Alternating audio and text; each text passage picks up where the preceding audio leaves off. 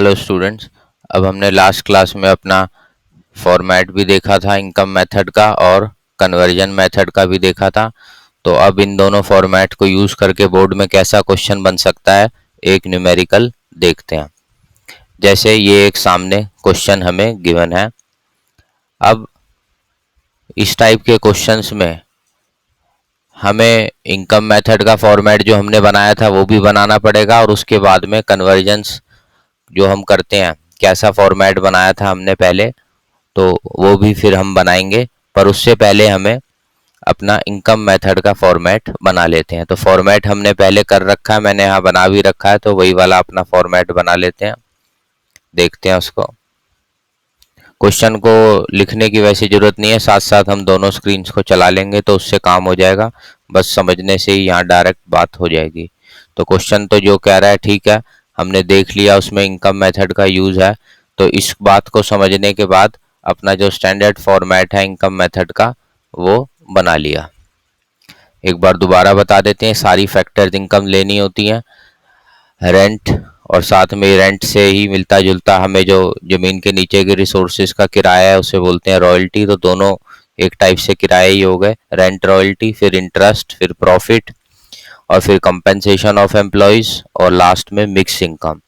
और ये बात हमने पहले भी देखी थी कि प्रॉफिट के आगे तीन पार्ट्स हो सकते हैं, अगर प्रॉफिट गिवन ना हो तो उन तीन पार्ट्स से निकाल सकते हैं। ऐसी कंपनसेशन ऑफ एम्प्लॉयज़ भी ना गिवन हो तो हमें ये तीन पार्ट्स गिवन हो सकते हैं।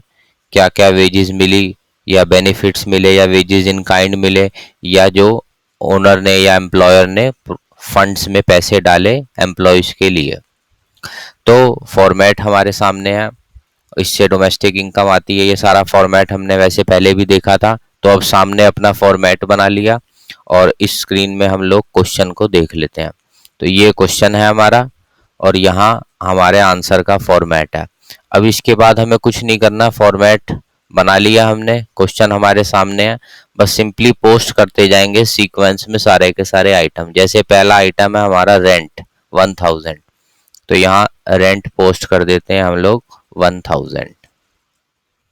उसके बाद अगला आइटम है डेप्रीसिएशन। अब रेंट हमारा हो गया, तो इस पे एक टिक लगा देते हैं या कोई भी मार्क लगा लेते हैं कि हमने देख लिया। अब डेप्रीसिएशन अगर हम देखें तो वो यहाँ इस फॉर्मेट में नहीं है, वो कन्वर्जेंस में यूज होता है।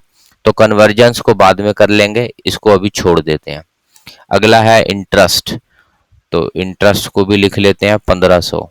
इंटरेस्ट का कॉलम ये रहा, इंटरेस्ट 1500। उसके बाद हमारा अगला कॉलम है, इंटरेस्ट पे टिक लगा देते हैं कि ये हो गया। वेजेस इन कैश 4200, इसको भी टिक कर देते हैं और पोस्ट कर देते हैं वेजेस इन कैश 4200। 4200। अगला लाइन में सम चलते हैं, मिक्स इनकम 10,000, इसको भी पोस्ट कर देते हैं मिक्स्ड इनकम 10,000। Mixed income 10,000। उसके बाद अगला है कॉरपोरेट टैक्स 2200, इसको भी पोस्ट कर देते हैं। साथ साथ जो होते जा रहे हैं उन पे हम टिक लगा लेते हैं ताकि कुछ रह ना जाए। कॉरपोरेट टैक्स 2200, प्रॉफिट का पार्ट है कॉरपोरेट टैक्स 2200। उसके बाद अगला वेजेस इन काइंड, यानी फ्री का कुछ सामान वगैरह मिला होगा, इसको भी टिक कर देते हैं 800। Wages in kind 800। अगला देखते हैं क्वेश्चन का, employees contribution to provident fund. अब एम्प्लॉय खुद अपने लिए पैसे जमा कर रहा है, एक फंड बना रहा है, वो वाली कंट्रीब्यूशन हमें नहीं लेनी। एम्प्लॉयर वाली होती तो हम ले लेते। तो ये तो आइटम ही हमें क्रॉस कर देना चाहिए क्योंकि ये हमारे यूज का नहीं है आइटम। इस पे क्रॉस लगा देते हैं कि हमें इसका यूज नहीं करना। तो यहाँ पर जो एम्प्लॉयर्स कंट्रीब्यूशन है वो वाला अमाउंट हमारा खाली रह जाएगा, तो क्योंकि वो तो है नहीं तो इसे हम क्रॉस कर देंगे। आगे बढ़ते हैं। नेट इनडायरेक्ट टैक्सेस, ये भी कन्वर्जन में यूज होता है, तो इसको बाद में देखेंगे। नेट फैक्टर इनकम भी कन्वर्जन फॉर्मेट जब हमने सीखा था तब बनाए थे ये बातें, तो इसको भी बाद में देखेंगे। अगला कॉरपोरेट सेविंग्स 50, ये यूज कर लेते हैं। कॉरपोरेट सेविंग्स 50, ये यहाँ इसका पार्ट था प्रॉफिट का 50। आगे बढ़ते हैं। रॉयल्टी 500 ये चाहिए हमें, यूज करेंगे, फॉर्मेट में है हमारी स्टार्टिंग में ही 500, तो प्लस 500। अगला, ऐसे क्वेश्चन देखते गए और साथ साथ पोस्ट करते गए। डिविडेंड भी हमें चाहिए 250, इसको भी यूज कर लेते हैं। ये रहा फॉर्मेट हमारा डिविडेंड का 250। अब सारे आइटम्स पे टिक लग गया है, जो फालतू थे उस पे क्रॉस लगा दिया, और जो कन्वर्जन्स थे बाद में यूज करने हैं वो रह गए हैं, तो इससे पता चल जाएगा ये सामान हमें बाद में यूज करना है। अब अपने फॉर्मेट पे वापस आते हैं, यानी रेंट रॉयल्टी हो गया 1500, और ये अगला 1500, ये हो गया 2500, और ये हो गया 5000, ये हो गया 10,000। तो अब इसको हम टोटल कर लेते हैं, तो ये हमारा टोटल आ गया 20,500। 15 और 15 3,000 ये हो गया, और 2500 ये हो गया, और 5,000 ये हो गया, 10,000 ये हो गया, ये हो गया हमारा 20,000 टोटल, 20,500। अब आगे बढ़ते हैं, डोमेस्टिक इनकम आई है अभी। इनकम मेथड से हमेशा डोमेस्टिक इनकम आती है, 20,500 आ गई, इसको यहाँ लिख देते हैं 20,500। अब इसको हम कन्वर्जन स्टाइल में बोले तो net domestic product at factor cost बोलते हैं, ये बात ध्यान रखनी है, 20,500 net domestic product at factor cost. But question ने हमसे क्या मांगा है ये देखते हैं, gross national product at market price. तो ये लिख लेते हैं यहाँ, gross national product at market price, यहाँ हमें जाना है। और अभी हमारे पास है net domestic product at factor cost. अब रफ में हमने अपने कन्वर्जन के फॉर्मेट पहले सीख रखे हैं, वो मैंने यहाँ इसलिए रफ में पहले ही लिख लिए, पेपर में भी अपना साइड में कहीं लिख लिए, क्योंकि ये साथ में रेडी होते हैं तो काम फटाफट हो जाता है। तो पहला, नेट पे हम खड़े हैं पर हमारा क्वेश्चन कहता है ग्रॉस पर जाना है, तो नेट से ग्रॉस जाने के लिए ये फॉर्मूला ये रहा, प्लस डेप्रीसिएशन, प्लस डेप्रीसिएशन।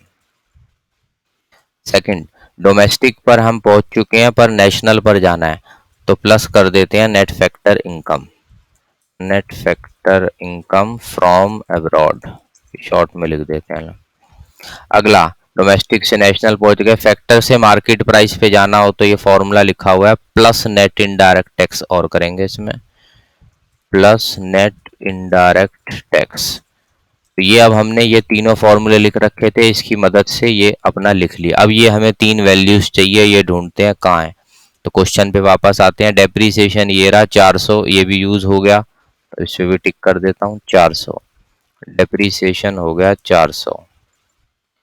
अगला, net factor income from abroad हमें चाहिए, वो ये रहा, माइनस में है, कोई बात नहीं, टिक लगा देता हूँ, यूज कर लिया हमने, -300। तो यहाँ लिख देते हैं हम -300।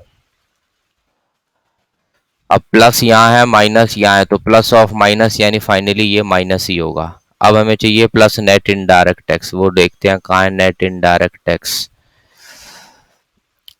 ये रहे ऊपर, नेट इनडायरेक्ट टैक्स 100, टिक कर देते हैं, यूज हो गया ये भी 100, नेट इनडायरेक्ट टैक्स 100 प्लस का है ये। अब फाइनली आंसर क्या रहा, 20,500 तो पहले ही आ चुका था, 400 ये जोड़ना है, 100 ये जोड़ना है, 500, 300 माइनस करना है, यानी नेट 200 इसमें जोड़ देते हैं। तो 20,500 तो पहले ही था, 200 नेट और जोड़ देते हैं, तो ये आंसर आ गया 20,700।